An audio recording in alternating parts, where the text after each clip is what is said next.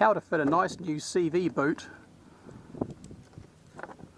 when yours is broken and leaking, falling to pieces, and won't pass tech inspection.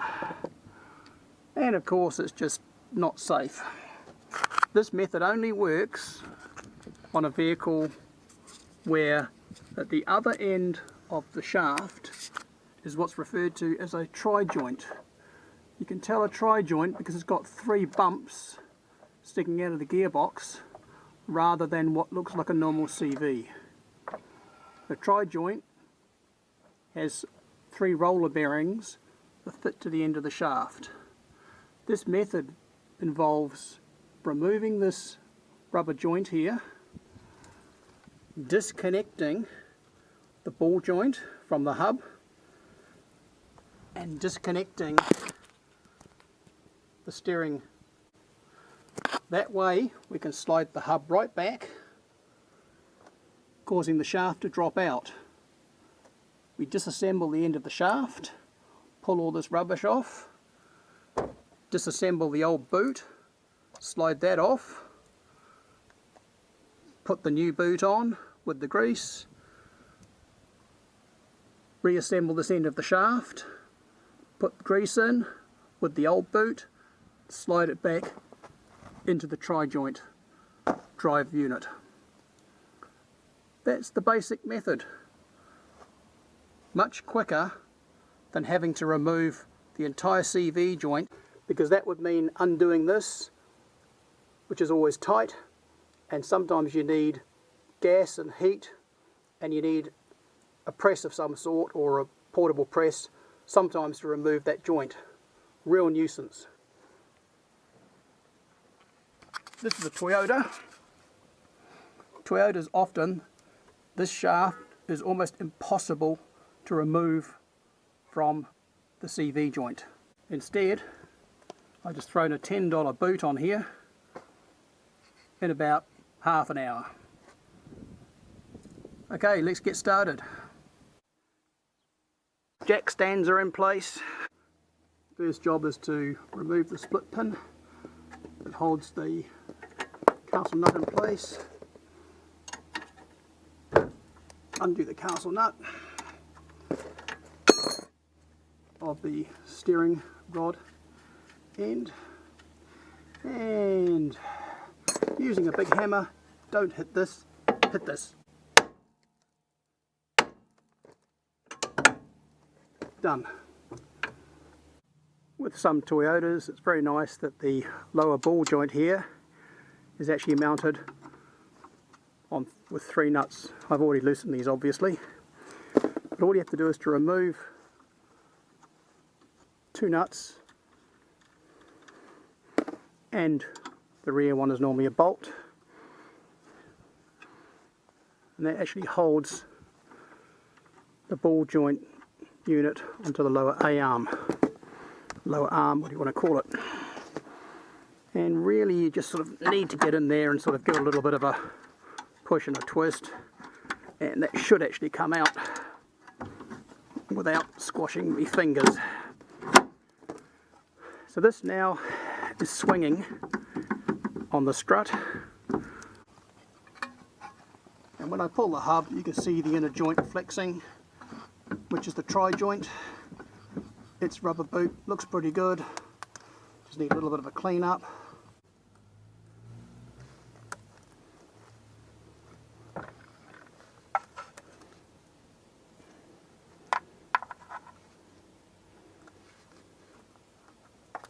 These bands are a little bit sharp, so that's that one popped out the way.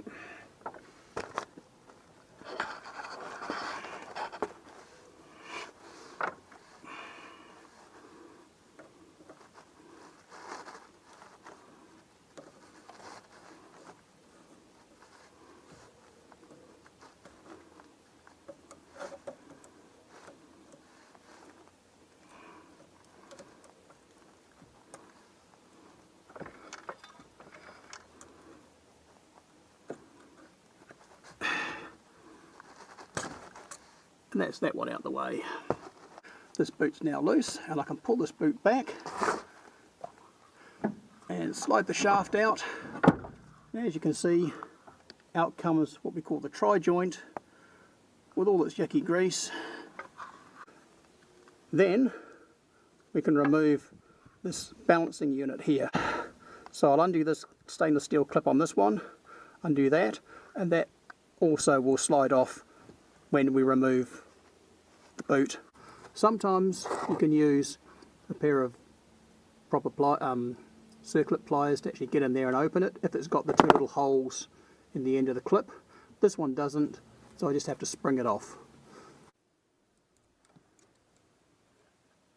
Putting a bit of pressure of my left hand in here just to hold that side tight, so that I should, with any luck. Oh, look at that, it's just about popped off anyway. Oh, that wasn't hard, was it? So there you go. So that's the spring clip. It's the spring clip that just fits on there. Don't lose it. Put it aside.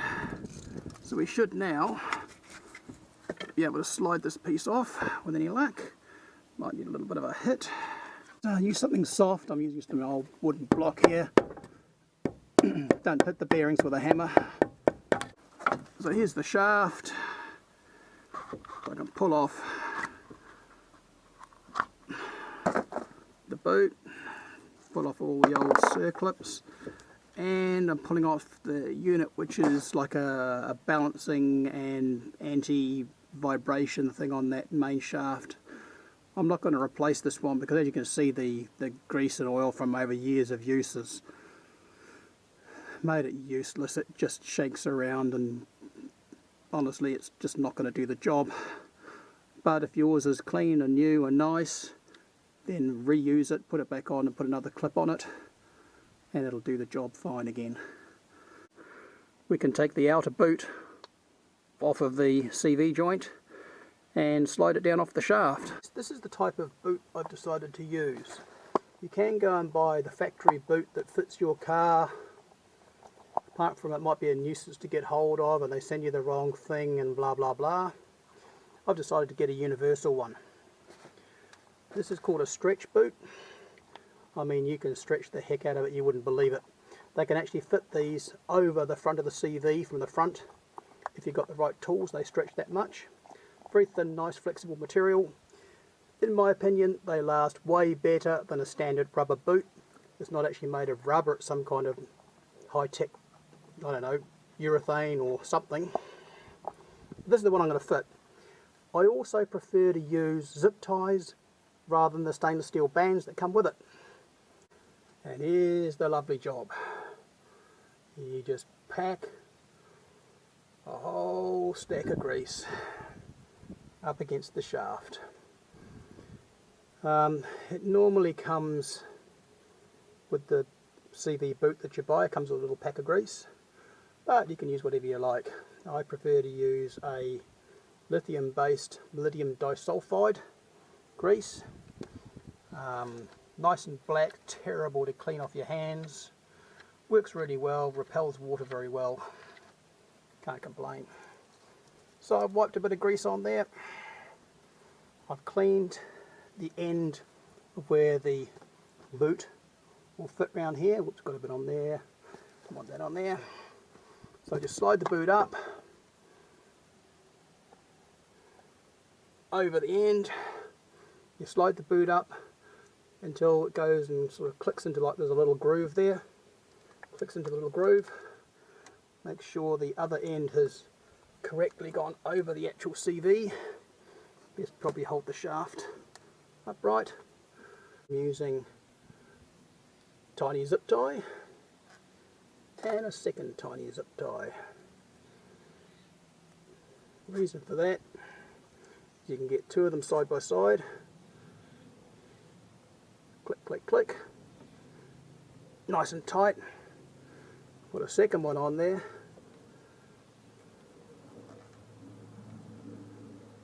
Nice and tight. Done. Cut the tabs off. That's that one done. Now on the large end, my zip ties are a bit short. No problem. Get 2 short ones, zip them together, you got one long one now. So put that into place. Make sure that the boot is right up. Click, click, click.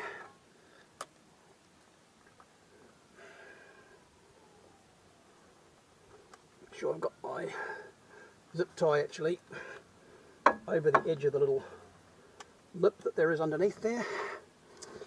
And these are really hard to pull up tight by hand because you have to have quite a bit of pressure on them. So I'll just hook up my shaft out the way there for a second. Make sure that that is all in place. Grab my pliers. I'm holding the tab around the back just to make sure it's tight. And away we go. And I find the best way to do it, these zip ties, put your pliers in, and revolve your pliers actually against the tightening point of your zip tie, and you can actually get some real pressure on it. That is done. Nip this off real close. Nip off my other one because of course I had to put the 2 together, and that should clear. Oh, no, it doesn't clear. Okay, I can't use that method. So I have to use this stainless steel band method of holding the boot against the CV because the zip tie heads were too big and they hit the hub and they'll just tear off the first time you use it. These stainless steel bands slide on, you pull them as tight as you can. There's a double loop there. As soon as it's tight as possible, you flip it over back against itself, push the tabs over and snip the remainder off.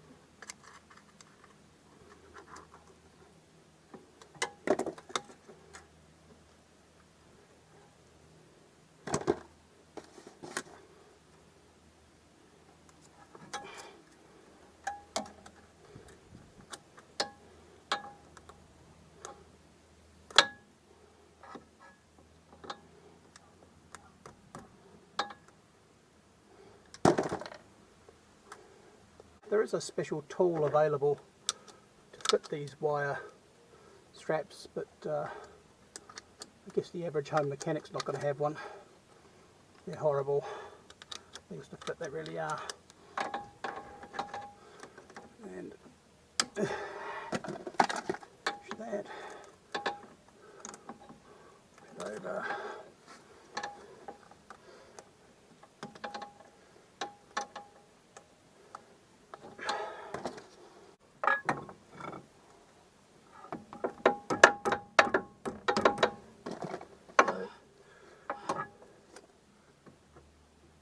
Give it a bit of a turn around there. Looks like it's in the right place. It's all sitting in the groove. It's all even. Time to put the inner tri-joint area back to where it's supposed to be. Remember, if you're using your balance shaft rubbery thingamy, put that on first. I'm not going to use that, so I'll put a bit of grease on the end of the spline. Push my boot back on, tuck that out the way, take the tri-joint, and I see this one has a chamfer 45-degree taper on this side, so that's the side that goes in that way round. It should punch on alright by hand, might be a little bit tight otherwise.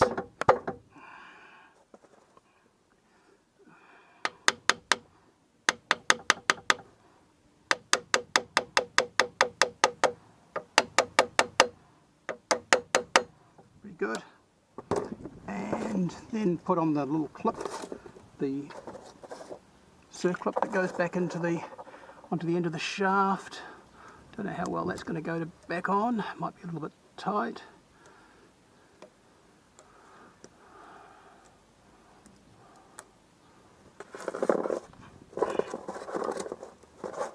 Didn't look too hard to do. Yep. Make sure that's actually in its little groove. I think it is. Seems to you get it right in its groove. Probably it should sort of spin a little bit when you give it a little bit of pressure from one corner or the other. Yep, that's actually moving, so it's back in its place. So that's ready to go. The next thing is grease has to go back into a tri-joint holder. Now I've already cleaned this out to make sure it's ready for some clean grease, and you basically put a whole one of the little grease packs in that comes with a rubber boot kit. You normally get one of these with a rubber boot kit. Your whole one of those is used for the CV for each end, so you better get a spare one if you're doing it this method.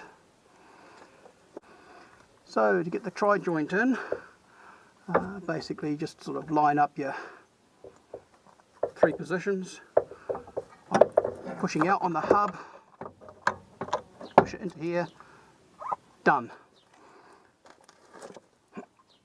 We then push that back into position, the actual tri-joint boot itself, rotate the hub all around to make sure it's actually seated correctly, which it is, and then put the clips back on. Now I can see here there's plenty of clearance, so I will be using a zip tie around here and a zip tie on the other small one down here as well.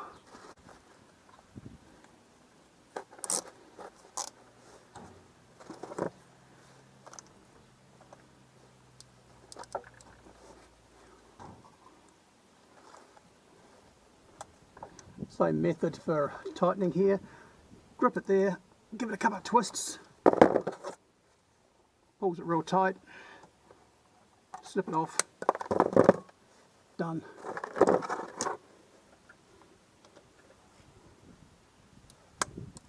Twist it back against itself, nice and tight.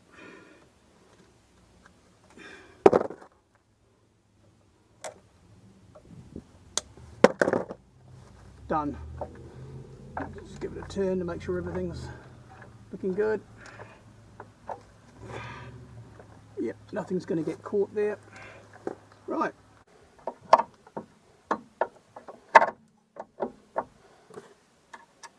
Bottom back on.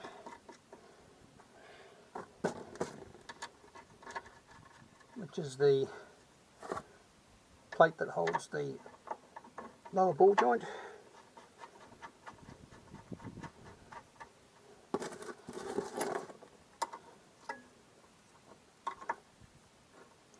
Now you're probably best to actually look this up in the manual and find out how tight these have to be. I've done these quite a lot of times. So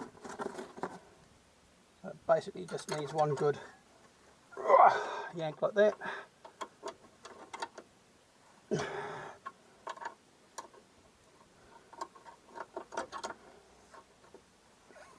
Done. Steering joint bolt back on, give it a hit on the top, just locks it into place so it doesn't all start moving when you tighten everything up. Put your nut on, make sure it's in good condition, of course. If it's not very good, replace it. Start tightening. You need to get it so it's a pretty good feel.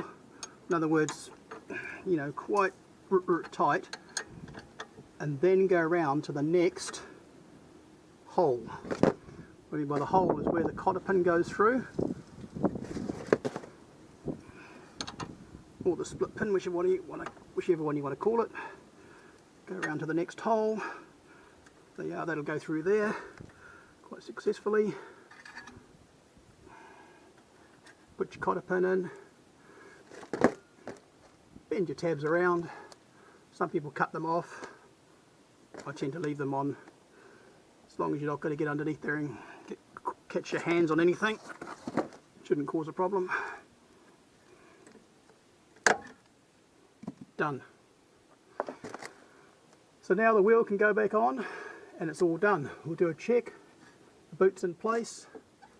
Everything's steering and moving correctly.